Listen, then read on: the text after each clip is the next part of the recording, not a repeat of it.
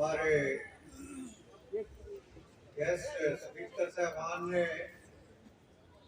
हमें बहुत कुछ बताया है, उनका एक्सपीरियंस है और उन्होंने अपने एक्सपीरियंस से हमें क्या करना है उसके बारे में जानकारी दी है। लेकिन बाबा साहब डॉक्टर अम्बेडकर ने, मान लो काशीराम जी ने हमें क्या करने के लिए तैयार किया, उसके बारे में मैं कुछ समय आपके पास बात करनी चाहूंगा, क्योंकि बहुत बहुत गंभीर है और जो गंभीर मसले होते हैं उनको गंभीरता के साथ सोचना पड़ता है, तभी हमें आगे बढ़ने का मौका मिलता है। और मैं अभी उस ढंग से भाषण के हिसाब से आपसे बात नहीं करूंगा। मैं सिर्फ जो मेरा निजी तजर्बा है, जो मान लो काशीराम जी के साथ काम करते समय मेरे को जानकारी मिली और आप शायद इसके बारे में पता भी कि लगना जानकारी भी नहीं होगी आपको, क्योंकि जब कांशीराम जी एक्सपायर हुए तो उस समय मैं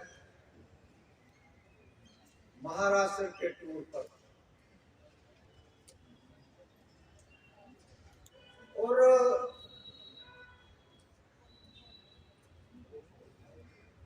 कांशीराम के माता जी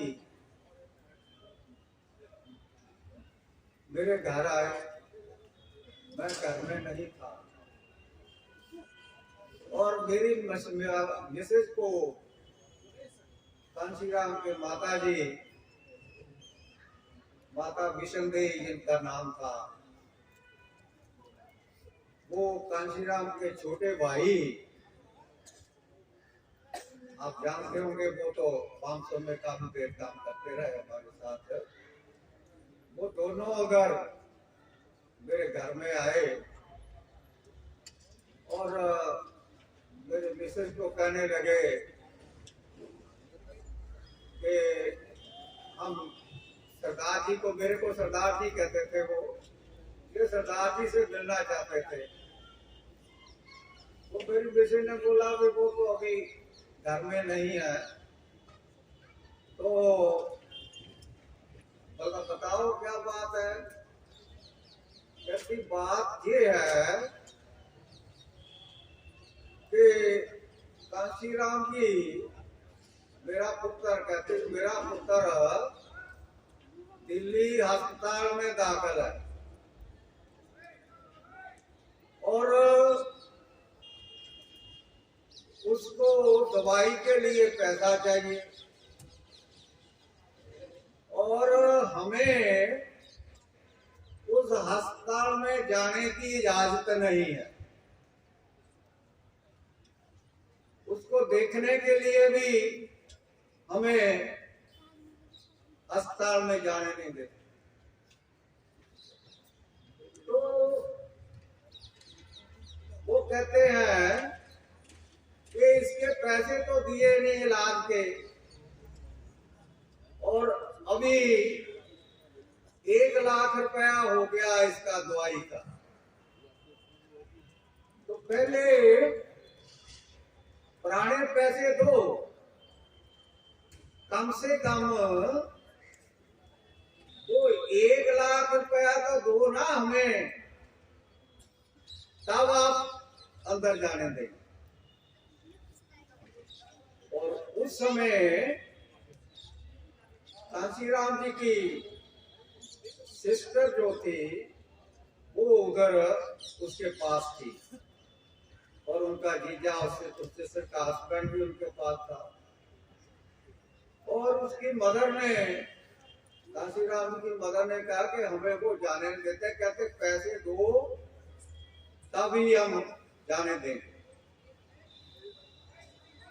ये सिचुएशन उस समय बनी हुई, और वो कहते कि किसी भी हालत में 1 लाख रुपया हमें मिलना चाहिए, तब हम मिलने देंगे। कांशीराम जी की मदर मेरी मिसेज को ये बात बता, और जब मैं घर आया तो मेरी मिसेज ने बोला कि माताजी वासपुरे से आए थे। वासपुरा गांव है कांशीराम जी का, रोपड़ डिस्ट्रिक्ट में, रोपड़ से 4-5 किलोमीटर की दूरी पर है। तो वासपुरे वाले माताजी आए थे, वो ऐसी ऐसी बात कह रहे थे। तो मैंने कहा भाई अभी तो मैंने जाना है, प्रोग्राम दिया हुआ है, अभी मैंने महाराष्ट्र जाना है, उसके आने के बाद फिर मैं देखता हूँ। और उन्होंने तो बहुत गंभीर बात करी, मैं वो उधर बताना नहीं चाहता जो माताजी कह गए। तो मैं महाराष्ट्र प्रोग्राम दौरे के बाद जस्टिस वाघ, आप सब जानते होंगे उनको, क्योंकि मेरे साथ बहुत देर से काम कर रहे हैं। और जब ये पैगाम संस्था बनाई थी तो उसके बाद ये पैगाम का, मैं तो कन्वीनर था, मतलब फाउंडर था पैगाम ऑर्गेनाइजेशन का, लेकिन पैगाम का कन्वीनर आपको मालूम है तो भाई आप जानते हैं कौन है? जस्टिस BN वाघ, वो पैगाम के कन्वीनर,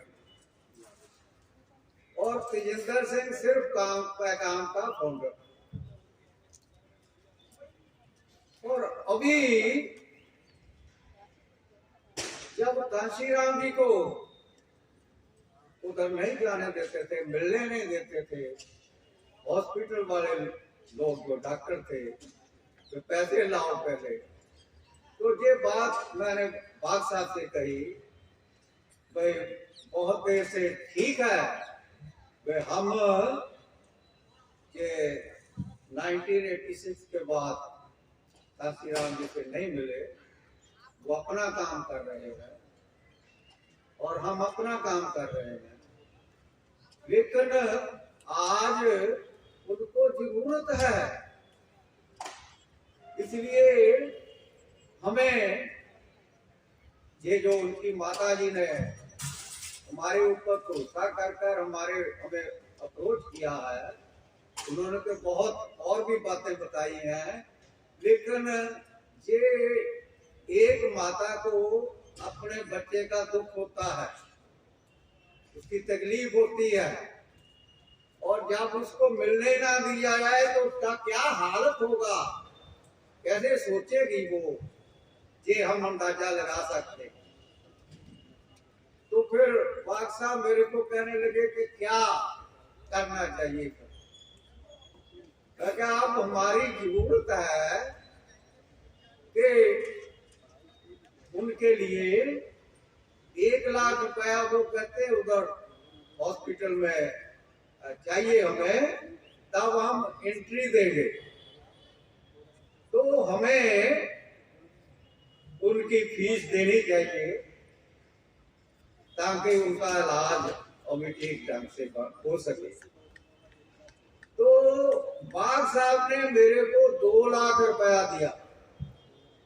भाई आप अगर ये कहते हैं हमें ये काम करना है तो ये लो पैसा और उनके लिए ये दवाई का इंतजाम करो, क्योंकि उन्होंने इतना समाज के लिए किया है और हम भी उसके रास्ते को लेकर आगे चल रहे हैं।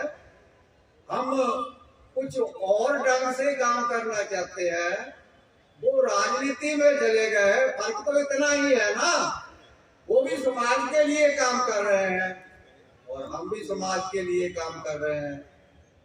तो हमने उनके साथ कभी ये भी बात नहीं कही, गिला गुस्सा भी नहीं किया। उनको कहा आप अपने रास्ते से चलो, हम अपने रास्ते से चल रहे हैं और आगे रास्ता दोनों कहीं मिलेंगे, फिर इकट्ठे हो जाएंगे, कोई बात नहीं है। तो वो 2 लाख रुपया औरंगाबाद से बाग साहब ने मेरे को दिया था और 2 लाख रुपए में से 1 लाख रुपया मैं दिल्ली आकर, क्योंकि दिल्ली ठहर कर 1 लाख रुपया उसके लिए वाइस प्रेसिडेंट थे पैगाम के मेरे साथ मूलचंद जी, इधर से वो गए उनके साथ, वो साथी पेपर निकालते थे मूलचंद जी के साथ भी। तो हाँ ये इनको मालूम है सारा। तो मूलचंद जी को मैं घर में 1 लाख रुपया उनको दे दिया कि ये हॉस्पिटल में उनको देना है। तो फिर उसके बाद वो आए, जब मैं गया वो उसका जिन्होंने ये बताया था कि उनकी माता जी काशीराम जी के और उसका छोटा भाई, उनको 1 लाख रुपए मूलचंद जी को बोला, मैं क्या ये आपने 500 को ऑफिस में दे देना। तो उधर से उस समय 500 के प्रेसिडेंट थे मेरे बाद, आप जानते ही हैं, कभी अभी सहारनपुर में जो गए थे साथी, उनको मालूम होगा। तो वो मेरे पास 500 के प्रेसिडेंट थे। तो 1 लाख रुपया मूलचंद जी को दे गए कि ये आपने, वो आएंगे काशीराम के माता जी, उनको दे देना। और 1 लाख रुपया मैं 500 दफ्तर में दे आया। तो मैं उधर चला गया, पंजौर में रहता था, चंडीगढ़ के नजदीक महाली जो मेरा प्लेस है, घर है। तो उसके बाद वो 1 लाख रुपया उन्होंने, जब जो मैं मूलचंद जी को देकर गया था, फिर वो माता जी काशीराम जी के और उनके साथ दूसरा छोटा भाई जो था काशीराम का, वो इधर, उनको मैंने बोला आप मूलचंद जी के पास चले जाना, वो वहां से 1 लाख रुपया ले लेना और वो उनके जाकर देना आपको, वो जो उनका हॉस्पिटल वालों की रिक्वायरमेंट है, वो 1 लाख रुपया जो तब हम इधर काशीराम को मिलने दें। तो ये बात 1 लाख रुपया उधर और 1 लाख रुपया मैं 500 दफ्तर दे गया। भाई ये पैसा जो है जब फिर जरूरत पड़ेगी उधर उनको दे देना। तो उसके बाद उनको उधर मिलने दिया काशीराम जी को। अभी काशीराम इतने बीमारी की हालत में, जो उनके साथ रहने वाले लोग थे, जहाँ जिनको उन्होंने चीफ मिनिस्टर भी बनाया, आपको मालूम है उत्तर प्रदेश में, तो वो 1 लाख 2 लाख रुपए का इंतजाम नहीं कर सके। ये हकीकत, क्योंकि अब जब इधर इस किस्म के लोग बैठे हैं तो इन चीजों का किसी को मालूम नहीं है। तो ये बात आपको मालूम होनी चाहिए कि जिन लोगों के यहाँ जिस मिशन के लिए जिन लोगों को इस लेवल तक हम सपोर्ट करते रहे, क्या हम उनके खिलाफ कोई काम कर सकते हैं? हम बाबा साहब अम्बेडकर के द्वारा बताया हुआ जो रास्ता है, उस रास्ते को छोड़कर किसी और दूसरे रास्ते से जा सकते हैं? ये हमारे ब्लड ग्रुप में नहीं है। हम सोसाइटी की सेवा के लिए काम कर रहे हैं, और सोसाइटी की सेवा के लिए जो काम करने वाले लोग हैं, उनके मन के अंदर कोई दुविधा आ नहीं सकती। और अभी मेरे को मालूम हो रहा है कि ये अतरवीर सिंह के साथ, क्योंकि मैं तो बहुत देर से वामसी से जब प्रेसिडेंट रिटायर हो गया, सर्विस से रिटायर हो गया 2002 में, तो मैं वामसुर का सदस्य भी नहीं रह सकता था। तो इसलिए वामसुर का प्राइमरी मेंबर भी नहीं बन सकता था। इसलिए शेषराज सिंह पवार जी को मैं वो भी इलेक्ट हुआ। उधर उनका मेरे पर सारे साथियों ने ये जिम्मेदारी लगाई कि आप अपना वो जो है सक्सेसर हो आप दो। मैंने कहा नहीं भाई, आप दो, आपके साथ सब लोग हैं, आप सब काम कर रहे हैं, और आप में ये तो जरूर इतनी कॉम्पिटेंसी आप में है कि आप अपना नेक्स्ट जो सक्सेसर है, मेरा सक्सेसर, उसको क्या कर उसको चुन सकते हैं, लेकिन मैंने नहीं करना।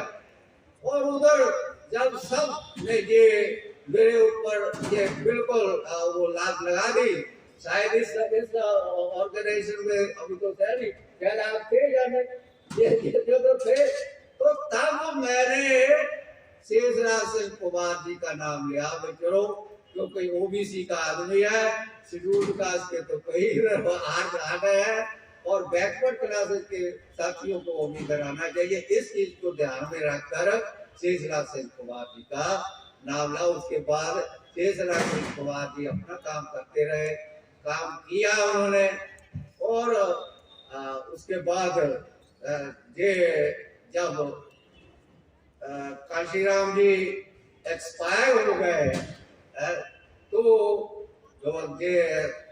2006 में जब काशीराम जी एक्सपायर हो गए, तो तब फिर मेरे पास लोगों का वो आने लगा, भाई अभी आप, तो मैं कहा ये वामसुख का काम है, वामसुख के काम मैं अब नहीं कर सकता, और क्योंकि मैं मेंबर भी नहीं, प्राइमरी मेंबर भी नहीं वामसुख कर सकता, तो मेरे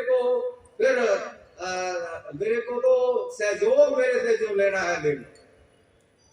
लेकिन उस समय शेषराज सिंह पवार जी वो प्रेसिडेंट बन गए, और तब भी शेषराज सिंह पवार जी के काशीराम जी के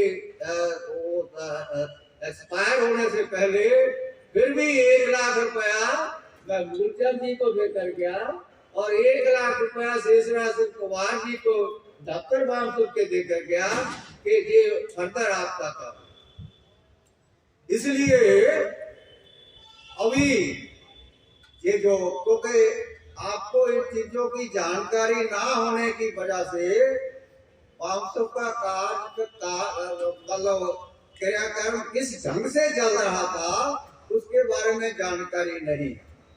और मैं कोशिश करूंगा, और अतरवीर सिंह जी के साथ तो मैंने प्रॉमिस कर लिया है कि अगर आप इस सिस्टम को इस ढंग से आगे ले जाना चाहते हैं, जिस ढंग से ये काम कर रहा है, इसमें आपको कुछ मिलने वाला नहीं है। और अगर आप चाहते हैं कि जैसे मैं महाराष्ट्र में या दूसरे स्टेट में अभी केडर कैंप लगा रहा हूँ, क्योंकि अभी भी 11 जनवरी से लेकर ये 18 जनवरी तक 4 केडर कैंप ये महाराष्ट्र में बाग साहब ने प्लान किए हुए हैं। लेकिन अभी मैं इतना ही ये प्रॉमिस कर सकता हूँ कि ये जो अतरवीर सिंह जी अगर कपूरथला में केडर कैंप लगाना चाहते हैं जहां वो काम करते हैं, तो उसको मैं जनवरी के पहले हफ्ते में, या अगर उनका रिक्वायरमेंट है तो मैं उधर बेसिक ट्रेनिंग उनके साथियों को दे सकता हूँ। और उसके बाद ये जो काम है, काम करने के लिए आप लोगों ने आगे बढ़ना है। काम हमारा किसी नेता लोग आकर इधर भाषणबाजी दे जाए उन्होंने नहीं करना। काम हमारा है, जिम्मेदारी हमारी है, हमने वो जिम्मेदारी निभानी चाहिए और हमें ही वो जिम्मेदारी निभानी पड़ेगी। मैं इतनी बात कहकर आप सबको फिर बेनती करता हूँ कि अभी आपके पास मौका है, इस मौके को हाथ से जाने ना दो, अपनी जिम्मेदारी को समझो और अतरवीर सिंह के जो हाथ और उनको स्ट्रॉन्ग करो। इन्हीं बात कहता हूँ मैं आपका धन्यवादी हूँ और इतनी बात कहकर आपसे